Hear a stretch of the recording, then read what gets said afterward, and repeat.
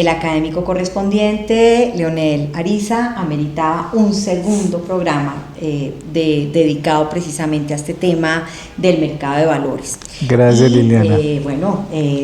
Ya recordarán ustedes que en el primer programa hizo unas anotaciones muy importantes sobre el concepto, sobre la ley 964, sobre el cumplimiento del objeto de la ley 964, sobre los inversionistas.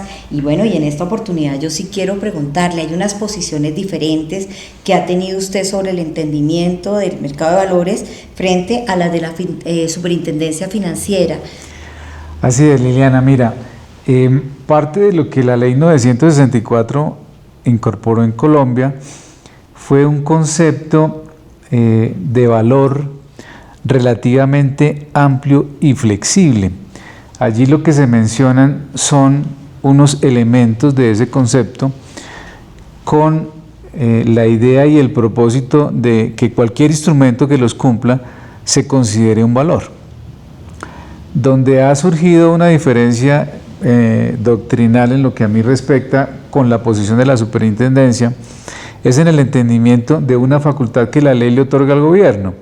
Esa es una facultad según la cual el gobierno puede reconocer la calidad de valor que tenga un instrumento financiero.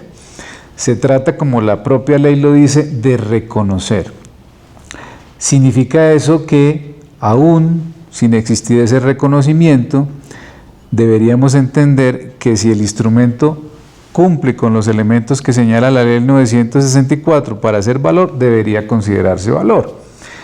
La Superintendencia Financiera ha tenido un entendimiento que yo no comparto, porque según ella se requiere que haya un acto administrativo del gobierno que reconozca a un instrumento como valor para que así se considere dentro del mercado de valores colombiano.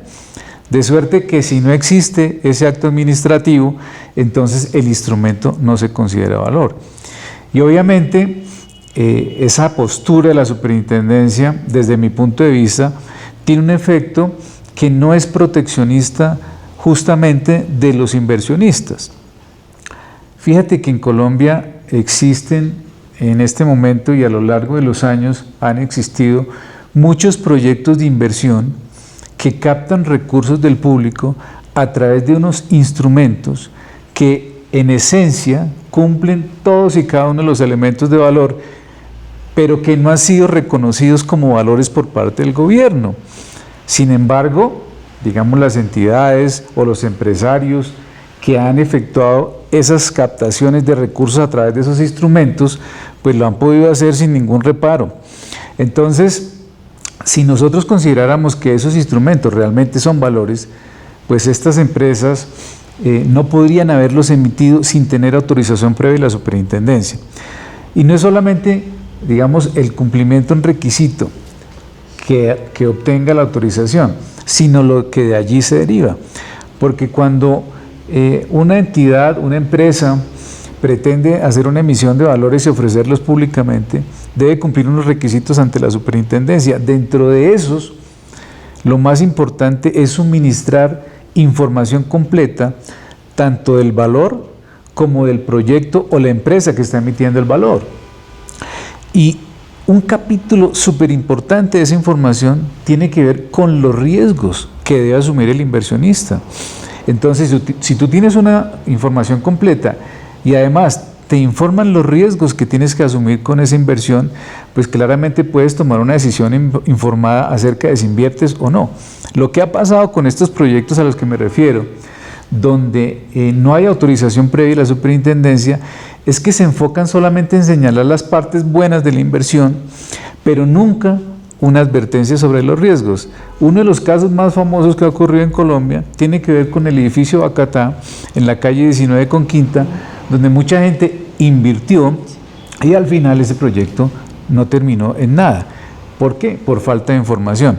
Si la superintendencia hubiera tenido el criterio de entender que esos instrumentos que se emitían eran valores, no hubieran podido efectuarse las ofertas públicas de estos sin haber obtenido previamente autorización de la superintendencia.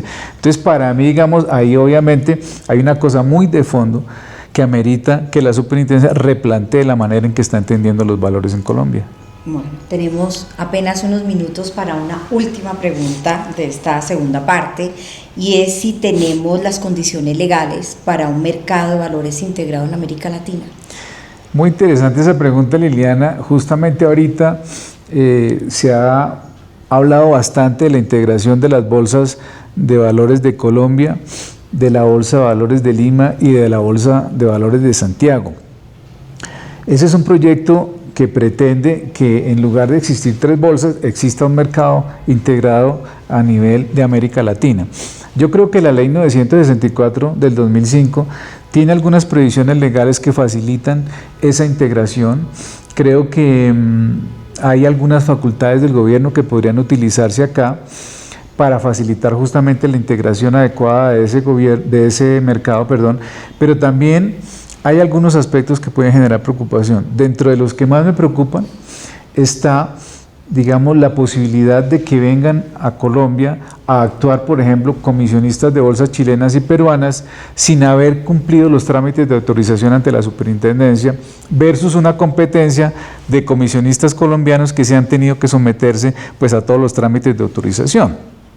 Y adicionalmente, creo que va a ser una cosa muy compleja el tema de la supervisión de los mercados, porque si tenemos emisores chilenos, emisores peruanos y emisores colombianos, todos actuando en un mercado integrado, ¿quién de las 3 autoridades de supervisión de los 3 países es la que tiene la competencia para investigar una mala práctica o una mala conducta en ese mercado? Creo que son cosas que generan muchísimos retos y que todavía no se han podido solucionar. Gracias, académico Leonel. Bueno, en este programa los acompañó Liliana Estupiñán, académica correspondiente. Muy amable, muchas gracias. Gracias por la invitación, Liliana, muy amable.